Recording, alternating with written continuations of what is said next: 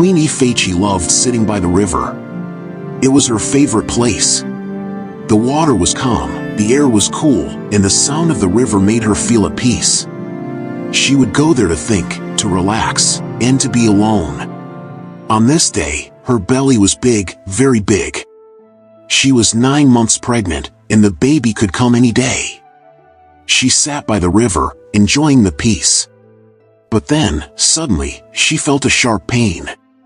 Her heart jumped. She held her stomach and cried out, "Oh no!" The baby was coming. She screamed, hoping someone would hear her. "Help me," she shouted. But no one came. She was all alone. The pain got worse. It was so strong that she could barely move. She fell to the ground, clutching her belly, crying and groaning. There, by the river, Queen Ifechi gave birth to the baby all by herself. It was the hardest thing she had ever done. The pain was unbearable, but she did it. Finally, the baby came out. She gasped for air, weak but relieved. She looked down at her child, ready to feel joy and love. But when she saw the baby, she froze. Her eyes grew wide, and her mouth opened in shock. The baby was white. Not light-skinned. Not pale. Completely white, like snow. Queen Ifechi could not believe it. She stared at the baby, her mind racing. "How is this possible?" she whispered. She was dark-skinned. The king was dark-skinned. How could she have a white baby? Fear grabbed her heart. "The king will never believe me," she thought. "He will think I cheated on him." Tears rolled down her cheeks as she held the baby close. "What will I do? What will I say?" The king, King Uju, was a proud, arrogant, and angry man. He was not kind. People feared him. No one dared to question him, not even the closest woman to his heart, Queen Ifechi. If the king thought she had betrayed him, he would punish her. He might even end her life. He would never accept this child. Her hands shook as she looked at the baby. "I cannot take you to the palace," she whispered. Her voice broke with sadness. "The king will not let you live. I have no choice." With a heavy heart, Queen Ifechi wrapped the baby in a soft cloth. She walked to the edge of the river, her legs weak and her chest tight. She placed the baby gently in the water. The river was calm, and it carried the baby slowly away. "I am sorry," she said, her voice shaking. "I am so sorry." Tears streamed down her face as she watched the baby drift away.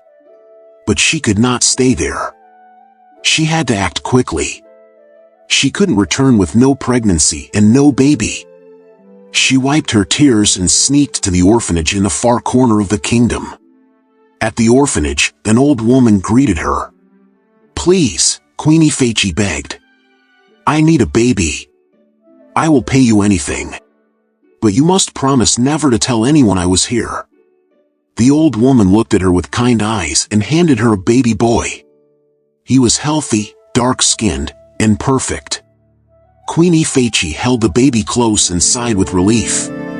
She left quickly, thanking the woman and making her promise to stay silent. When Queen Ifechi returned to the palace with the baby, there was celebration everywhere. The servants clapped and cheered. The people sang songs. The king smiled proudly. Everyone was happy. They named the baby Arinze. But Queen Ifechi was not happy. She smiled for the people and held the baby like a loving mother. But inside, her heart was heavy. She could not stop thinking about the baby she had left in the river. Her secret was safe, for now. But secrets do not stay hidden forever. One day, this secret would come back, and it would change everything. While Queen Ifechi left the river, the baby she abandoned floated on. The baby cried and cried, his small voice filled with sadness. But his mother was already gone, far from the river. Soon, the baby began to sink, his tiny arms flailing as the water rose around him. Just then, a figure appeared in the water. It was a mermaid. Her name was Queen Miri, the wise and powerful ruler of the Mermaid Kingdom. She saw the baby sinking and rushed to save him. Her long, shiny tail sparkled as she swam swiftly to the child. She lifted him up just in time. Who would leave such a beautiful child here? Queen Miri asked aloud. She looked around, hoping to find the baby's mother. Her eyes scanned the riverbank, but there was no one there. The baby kept crying in her arms, his small hands reaching out. Queen Miri sighed. "Since no one is here, I will take you with me," she said. She cradled the baby and swam down to her underwater kingdom. But as soon as she went underwater, the baby began to choke. His little body shook, and his face turned pale. "Oh no!" Queen Miri said, her heart racing. She suddenly remembered that humans cannot breathe underwater. She leaned down and kissed the baby softly on his forehead. The kiss was magical. The baby gasped and took a deep breath. Suddenly, he stopped choking and started breathing underwater. His tiny legs shimmered and turned into a shiny silver tail. The baby had transformed into a mermaid. Queen Miri smiled. "You are one of us now," she said gently. When she brought the baby to her kingdom, all the mermaids gathered around to see him. They had never seen anyone like him before.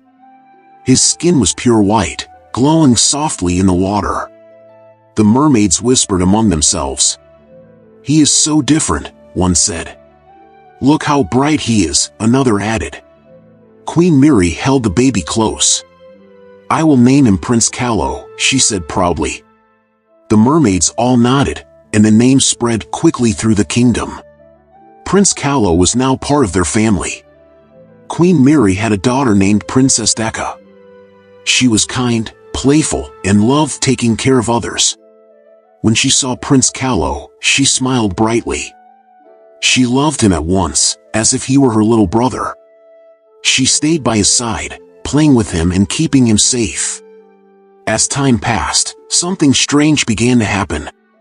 The Mermaid Kingdom started to change. The coral reefs, which had been fading, suddenly turned bright and colorful. The underwater plants grew taller and greener. Even the water sparkled like never before.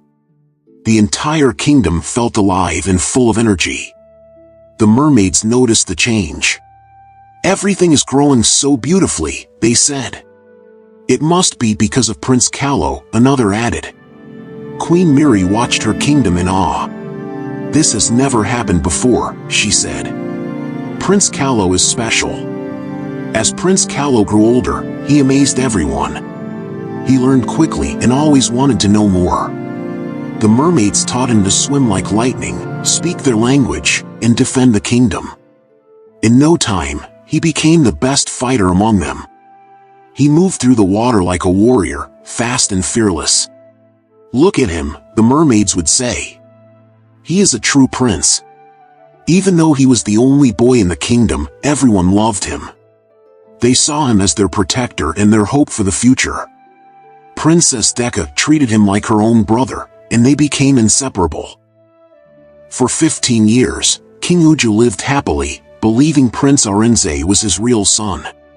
He loved him like a true father, but the boy was arrogant just like his father. Queen Ifechi, too, was happy. Her big secret was hidden, and no one ever suspected the truth. Life in the palace seemed perfect. But King Uju had one wish that never came true. He wanted another child. But no matter what he did, Queen Ifechi never got pregnant again.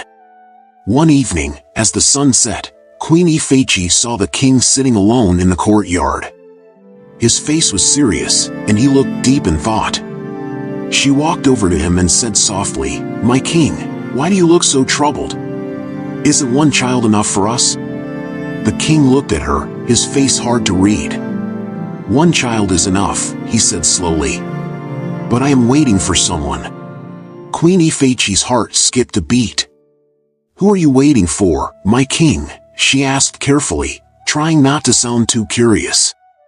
The king's eyes narrowed, and his voice grew firm. This is not something a woman should ask about. You are supposed to be in the chamber, he said sharply. Queen Ifechi lowered her head. Yes, my king, she said quietly. She knew better than to ask more questions. The king did not like to be questioned, even by her. But inside, she was scared. Who is he waiting for? What does he mean? She couldn't stop thinking about it. A cold fear crept into her heart. What if the person he is waiting for is the child I left by the river? The thought made her chest tighten. For years, she had tried to forget about the baby she had abandoned. But now, her past seemed to be creeping back. Prince Arinze, meanwhile, lived his life with a strict and arrogant father. The people of the kingdom didn't like him. They didn't blame him. To them, it was because of his father. He had his father's pride and arrogance. One night, Queen Ifechi sat alone in her room. The palace was quiet, but her thoughts were loud. She remembered the day at the river, the baby's cries, the way the water carried him away. She wondered, did he survive? Did someone find him? Could he still be alive? And then the most terrifying thought came to her. What if he is the one the king is waiting for? Her heart felt heavy with fear and guilt. She had made the hardest decision to protect herself. But now, it felt like her past was coming back to destroy her. King Uju could not sleep. He walked up and down in his chambers, thinking hard. The thought of what he was expecting troubled him. The king had been reading the old scrolls about their kingdom's history to confirm his suspicions. Every 200 years, a special child was born. This child was not like other children. The child was sent by the gods and born with pure white skin. This child was a gift, bringing strength and good fortune to the kingdom. When the child was in the kingdom, no enemies dared to attack, and the people lived in harmony. These were the best times in the kingdom's history. The scrolls said this child always came every 200 years. But now, the king was confused and worried. It had been 200 years since the last child, and he was supposed to come in his reign. Yet, he had not seen this special gift. Queen Ifechi, sitting in her room, was shaking with fear. What if he finds out about the baby I left by the river? She thought. Her heart raced. The secret she had kept for 15 years felt like a heavy stone in her chest. The king decided to seek answers. He called for the chief priest, the wisest man in the kingdom, to help him. The chief priest arrived quickly. His face was calm, but his presence carried great power. The priest lit some herbs and began chanting. His voice was deep and steady as he called upon the gods. Smoke filled the room, and the air grew thick with tension. The king watched closely, his heart pounding with hope and fear. Finally, the chief priest stopped. He opened his eyes and spoke. "Your Majesty," he said, "the child has been born." The king frowned, confused. "What do you mean the child has been born?" he asked. "We have not seen any such child." The chief priest nodded. "The gods have spoken clearly. The special child has been born." The king's face grew dark with anger. "What are you saying?" he demanded. "If the child is born, why is he not here with me? Where is he?" The priest lowered his voice. "Your Majesty, the gods say the child lives." The king's anger boiled over. His mind raced with thoughts. "Who has taken what is mine?" he shouted. "Who dares to keep this child from me?" The priest stood silent, letting the king's anger settle. "The gods have given their gift, but now it is up to you to find him," he said. Meanwhile, Queen Ifechi sat in her chambers, trembling with fear. She overheard whispers about the king's meeting with the priest. She felt the walls of her secret life closing in on her. What if they find out? What will happen to me? The king's mind was heavy with anger and suspicion. He called for his wife, Queen Ifechi, to come to him. She entered the royal chambers, her heart racing with fear. She could see the anger in the king's eyes, and her legs felt weak. "Sit down," the king commanded, his voice cold and sharp. Queen Ifechi obeyed, sitting slowly. Her hands trembled as she folded them in her lap. "Does he know?" she thought, her mind racing. "Has he found out about the child?" The king's gaze was hard and piercing. "Tell me," he began, his voice low and steady. "The baby you gave birth to, was he like this?" Queen Ifechi hesitated for a moment, then nodded slowly. "Yes, my king," she said softly. But the king did not believe her. He noticed how her hands shook and how her voice wavered. Her eyes refused to meet his. "You are lying," he said, his voice growing louder. "I'm not, my king," Queen Ifechi said, her voice barely above a whisper. The king's patience snapped. He slammed his hand on the table and roared, "Speak up! Tell me the truth!" Queen Ifechi jumped in fear, her heart pounding. She could no longer hold back. Tears streamed down her face as she began to confess.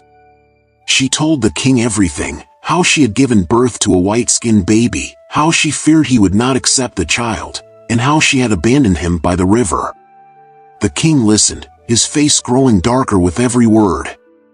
His anger was like a storm, ready to explode.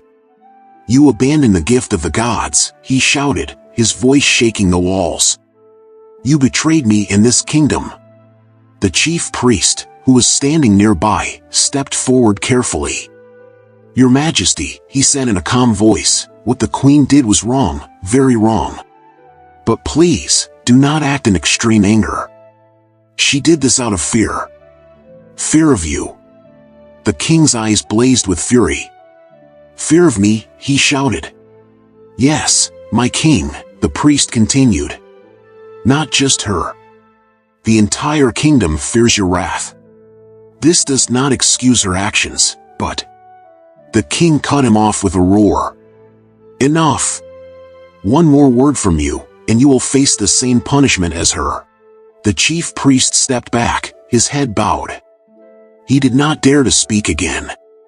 The king ordered his guards to prepare a search party. They went to the river where Queen Ifechi had abandoned the child 15 years ago. The water was calm, and the area was quiet. They searched for hours, but there was no sign of the child. How could he still be here after 15 years? The king muttered, frustration clear in his voice. The chief priest closed his eyes, trying to sense the child's presence. "He is not dead, Your Majesty," the priest said finally. "I can feel his spirit. It is strong. He must still be alive, and he might be in the underworld, I mean the mermaids." The king frowned deeply. "The mermaids?" "Yes, my king," the priest replied. "The child was taken into the water. The mermaids must have him." The king's fists clenched. He turned and stormed back to the palace with his guards, anger boiling in his chest. When they arrived, he dismissed the chief priest without another word. As for Queen Ifechi, the king ordered her to be locked in the palace dungeons. "Let her stay there until I decide her fate," he said coldly. The queen was dragged away, tears streaming down her face. She had lived with the secret for 15 years, but now it had all come crashing down. The king also put Prince Arinze with his mother in the prison. People in the palace were confused because it wasn't the prince's fault. But nobody dared to say anything. They already knew him as a heartless king. King Uju was very angry. He called his personal advisors to discuss what to do next. The advisors entered the room slowly, fear on their faces. They all knew the king's temper. They had to choose their words carefully because, no matter what they said, the king always did what he wanted. The king sat on his throne, his hands clenched into fists.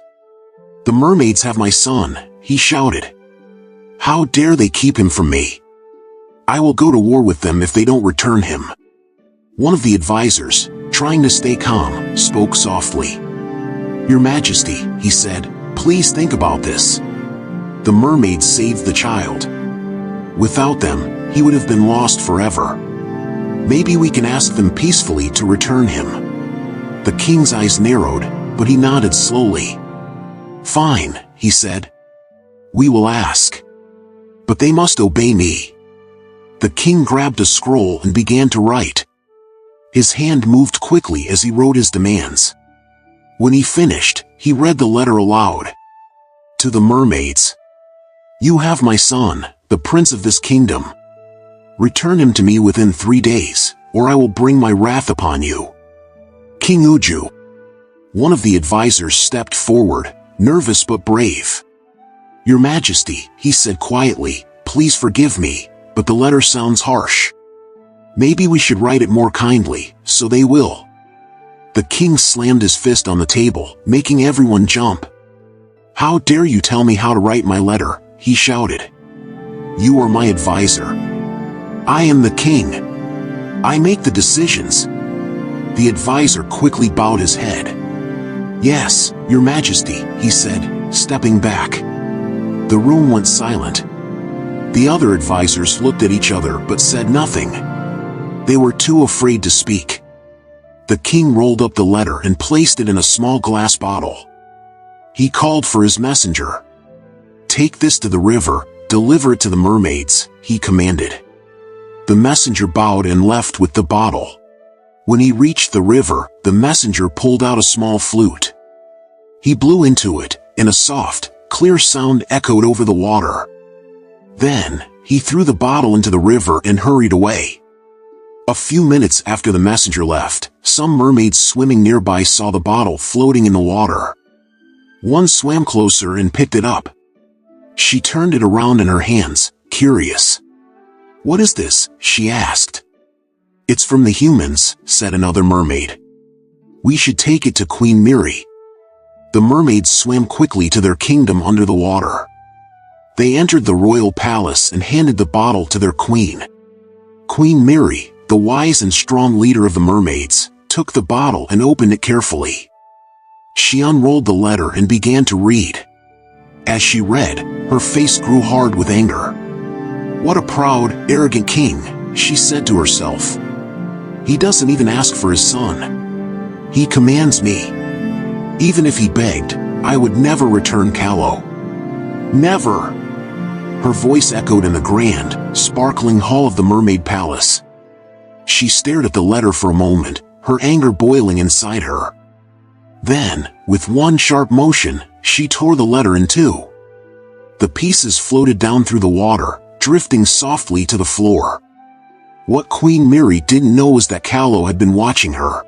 He saw everything, the letter, her anger, and the moment she ripped it apart. His heart pounded as he stepped forward slowly. "Mother," Callow said, his voice quiet but firm. Queen Miri turned quickly, surprised to see him. "Callow," she said gently. "Why are you here? How long have you been watching?" "I saw everything," Callow said, his bright white skin glowing in the dim light. "Who sent that letter? What did it say?" Queen Miri took a deep breath. She swam closer to him, placing her hands gently on his shoulders. "It was from a human king," she said softly. "The king of the world above. He claims you are his son." Callow's eyes widened in shock. "His son," he said. "But that can't be true. I've never even met him. How can I be his son?" Queen Miri's expression softened, and she began to explain. 15 years ago, I found you floating on the river. You were just a tiny baby. You were crying, and you were sinking into the water. I saved you.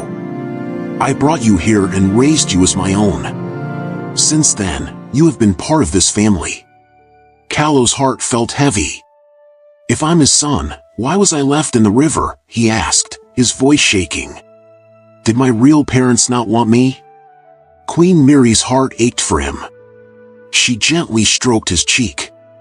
"I don't know why they left you," she said. "But I know this, you are loved here. You are my son. You are part of this family, and nothing will change that." Callow stood in silence, his thoughts swirling. He felt thankful for the life he had here. Finally, he looked up at Queen Mary and said firmly, "I don't want to go. This is my home. You are my mother." Queen Mary smiled and pulled him into a hug. "You will not go," she said. "I will not let that king take you." Just then, Princess Decca swam into the hall. Her eyes were wide with worry. She had overheard their conversation and quickly swam to Callow. She threw her arms around him. "You're not leaving," she cried. "You're my brother. I won't let anyone take you away." Callow hugged her tightly. "I'm not going anywhere," he said. "This is my family, and I belong here." Queen Mary watched them, her eyes full of love but also determination. She swam forward and placed a hand on both of their shoulders. "Callow is staying," she said. "Let the king send more letters. Let him threaten me with his armies. Callow belongs here, and I will protect him with my life." But deep down, Queen Mary felt uneasy. She knew the king would not stop. She could feel it, this was only the beginning. A great storm was coming, one that would test the strength of both the land and the sea. The third day was almost over. The sun was setting, painting the sky red and gold. The air was tense, and both sides were ready for what was coming. Queen Mary and her mermaids prepared themselves deep in the water, their weapons sharp and their hearts steady. On land, King Uju's soldiers stood firm, waiting for his command. Finally, the moment came. The king walked to the river, his steps heavy and full of anger. His armor shone in the fading sunlight, and his men followed behind him, silent but ready for war. The river rippled, and Queen Mary rose from the water. Her presence was strong and commanding, like the river itself. The king's men and Queen Mary's warriors watched in complete silence. The tension in the air was thick, it felt like the world itself was holding its breath. King Uju spoke first. His voice was loud and full of rage. "This is your last chance," he said. "Return my son to me, or I will destroy you, your warriors, and this entire river." Queen Mary's eyes narrowed, but she stayed calm. "You arrogant king," she said, her voice steady. "Is this how you say thank you? I saved the child you call your son. Without me, he would not even be alive." The king's face grew red with anger, but he said nothing. Queen Mary continued. "You demand your son, but you left him to die. You do not deserve him." Her voice turned sharp. "No one wants to make deals with a man like you. But if you insist on taking him, you will have to be more respectful and thankful." King Uju's hands clenched into fists. "Enough of your words," he shouted. "Give me my son, or I will take him by force." Queen Mary stood tall, her voice unwavering. "Your pride ends here, King Uju. Let's settle this now. But we won't let innocent lives be lost in a fight that is ours to settle. This is between you and me." The king paused, his anger boiling over. Then, with a sharp motion, he drew his sword. The blade gleamed in the fading light. "So be it," he growled. Queen Mary stepped onto the riverbank, her movements smooth and powerful. As she emerged from the water, her tail shimmered and transformed into human legs. She reached for her own sword, long and glowing like the waves. Both sides, humans and mermaids, watched in complete silence. They held their breath, their eyes fixed on the two leaders. The king pointed his sword at Queen Mary. "You will regret this," he said through clenched teeth. Queen Mary raised her sword high, her expression calm but fierce. "Your pride blinds you, King Uju. Today, you will learn that even a king cannot control everything." The river was quiet, the air still. Everyone knew this fight would decide everything. And then, with the sun sinking low, the battle began. The mermaids were scared. They watched from the water as Queen Mary fought the king. They knew the king was very strong, and they were afraid she might lose. The king's men stood tall on the riverbank. Although the mermaid had magic, but the king's men practiced dark magic which made them even more powerful. There were so many of them, 10 times more than the mermaids. Queen Mary and the king fought hard. Their swords clashed loudly, and sparks flew with every strike. At first, the king was winning. His hits were strong and fast, pushing Queen Mary back. The mermaids whispered to each other. "The queen is losing," one said softly, her voice shaky. But then, something strange happened. Queen Mary started to fight back stronger than before. Her strikes became faster, her movements sharper. It was like she was getting stronger with every swing of her sword. It's because of Prince Callo, the power meant for the king's land is now helping her. Callo's gift is making her stronger.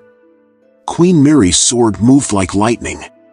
She pushed the king back until her blade pointed straight at his neck. The king froze, breathing hard. The mermaids watched, holding their breath. It looked like the queen had won. But instead of finishing him, Queen Mary stepped back. She lowered her sword. "I didn't come here to end the life of anyone," she said firmly. "I came to protect my people and the river." The king's face turned red with anger. He stepped back, his pride hurt. Then he began to chant strange words. His voice was low and filled with power. He pulled out a red cloth and tied it tightly around his arm. A dark light started to glow around him, and his power grew stronger. He charged at Queen Mary again. Their swords clashed even harder than before. The fight was fierce. This time, the king was as strong as the queen. He managed to cut her arm. Blood flowed, but Queen Mary didn't stop. She kept fighting, her face full of determination. The king saw his chance. He raised his sword high, ready to strike her neck. This was his moment to win. Suddenly, a loud voice echoed across the river. "Stop!" The voice was so strong that everyone froze. The king's sword stopped mid-swing. Both the humans and the mermaids turned toward the river, their eyes wide in shock. From the water, Callo appeared. His body was glowing bright. His tail began to change as he stepped onto the riverbank, turning into human legs. He looked powerful, and his glow lit up the entire area. Callo's voice was calm but firm. "This fight ends now," he said. The ground trembled as he walked forward. The king's men took a step back in fear. The king lowered his sword slightly. Callo stood tall, his body shining with light, his eyes filled with strength. The river became quiet, and the air was still. Everyone, mermaids and humans, watched in silence as Callo, no longer just a boy but something far greater, faced them all. His voice was steady but strong as he spoke. "I can't believe someone like you is my father. Thank the gods I didn't grow up in your hands." King Uju's face burned with anger. "How dare you speak to me like that?" he shouted. "I am your father." Callo didn't back down. "Father or not, I will say what you need to hear. Your pride is what will destroy you. I am sorry, please, and thank you. These are 3 simple but powerful words. I guess you've never said them in your life. These words could stop wars, but you ignore them. Instead, you choose war, even if it means innocent people will die." The king's fists clenched tightly. "Who are you to lecture me?" he growled. "I have lived 3 times longer than you. My wisdom is beyond your understanding. Join me now, and together we will destroy these mermaids." Callo's expression grew sharp. "Not all advice from an old man is good," he said firmly. "Even fools grow old." The king's body shook with rage. "So, you want to fight your own father?" he bellowed. Callo shook his head. "I am not the one fighting. The queen is." Callo turned and walked toward Queen Mary, who was lying injured on the ground. He knelt beside her and placed his glowing hands over her wounds. A bright light spread from his fingers, and the queen's injuries healed. Queen Mary stood up, taller and stronger than before. Her eyes glowed with renewed power. The king's face twisted in disbelief. He raised his sword and charged at Queen Mary again, but this time, she was faster and stronger. She dodged his attacks with ease and struck back with sharp, precise blows. The king, desperate, turned to his men and shouted, "End them all! Take the lives of all mermaids and poison the river. Leave no one alive." But something unexpected happened. The king's men didn't move. They stood still, their swords lowered. Then, one by one, they dropped their weapons. The soldiers turned to Callow, bowing to him instead of the king. Their loyalty had shifted. They didn't like their king before. They had no courage to stand against him. Now that Prince Callow is present, this gave them courage. The king's eyes widened in shock. "You traitors!" he screamed. "You dare defy me?" His men said nothing. They stood behind Prince Callow. The king's anger exploded. He lunged at Queen Mary, swinging his sword wildly. But she was too strong. Her blade moved like lightning, cutting through his armor and slicing his skin with ease. The king stumbled back, blood dripping from his wounds. Queen Mary stood over him, her sword raised high. The entire battlefield went silent. The king looked up at her, fear in his eyes. For the first time, his pride cracked. His voice was shaky as he said, "I am sorry." The silence deepened as Queen Mary froze, her sword still pointed at his neck. Her glowing eyes stared into his, searching for truth in his words. Queen Mary looked down at the defeated king, her glowing sword still pointed at his neck. She sighed and stepped back, lowering her blade. "Now that's it," she said. "Did those words take anything from you? I am sorry, it's so simple. You are lucky my blade didn't move too fast." She held out her hand and helped the king to his feet. King Uju stood there, silent and ashamed. He looked at his men, his own soldiers, and saw how they had turned against him. He thought about his actions, his pride, and how it had brought him to this moment. Slowly, he realized how far his pride had taken him from the man he should have been. The king turned to everyone, the mermaids, his soldiers, even Prince Callow. He bowed his head deeply. "I am sorry," he said again, his voice soft but sincere. "I have been blinded by my pride. I have hurt you all. Please forgive me." The battlefield grew quiet as his words hung in the air. The king's shame was clear. Queen Mary nodded, and Prince Callow stepped forward. "I forgive you," Callow said. His voice was calm but strong. "But let this be a lesson. Kindness, not pride, is what makes a true leader." The armies on both sides slowly began to retreat. The mermaids returned to the water with their queen, their tails shimmering as they disappeared beneath the surface. Prince Callow followed the king back to the palace. Queen Afechi and Prince Arinza was released. When she stepped out and saw her son, tears filled her eyes. She fell to her knees, begging him, "Please forgive me, my son. I was so afraid. I made a terrible mistake." Prince Callow knelt down and gently lifted her to her feet. "Mother," he said, "stand up. I have already forgiven you." He smiled warmly and added, "These has brought me nothing but the happiest moments of my life." The king shaved his hair and looked more handsome. The palace was filled with peace for the first time in years. The king gathered everyone together, his family, his advisors, the chief priest and his soldiers. He stood before them and bowed. "I have been wrong," he said. "My pride blinded me, and I ruled with cruelty. But from now on, I will lead with kindness and fairness. Please forgive me." The people accepted his apology. Even those who had feared him for years forgave him. Queen Mary returned to her kingdom with her mermaids, but she and Callow agreed to keep the peace between the land and the sea. Prince Arinze, who had been adopted into the royal family, was not sent back to the orphanage. He stayed in the palace and became a part of the family. The two princes, Callow and Arinze, grew close like brothers. From that day forward, the kingdom changed. King Uja ruled with kindness, wisdom, and fairness. He became known as one of the kindest rulers in the history of the land.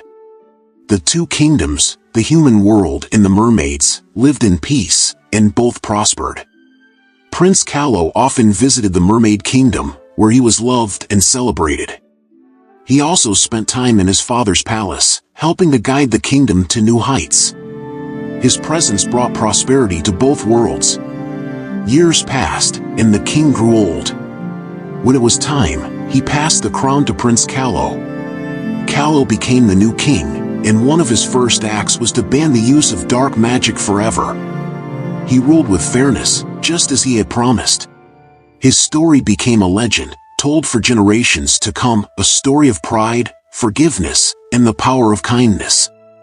And so, peace reigned, and the tale of the boy from the river became the story of a king who united two worlds.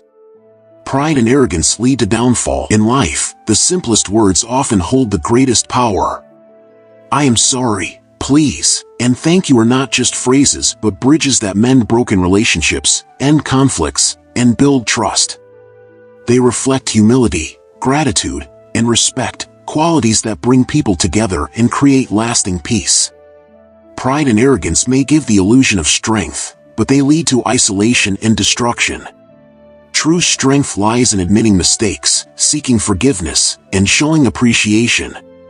A leader, or anyone, who wields these words with sincerity commands not just power but also love, loyalty, and unity. If you love this story, don't forget to like, share, comment your thoughts, and subscribe for more.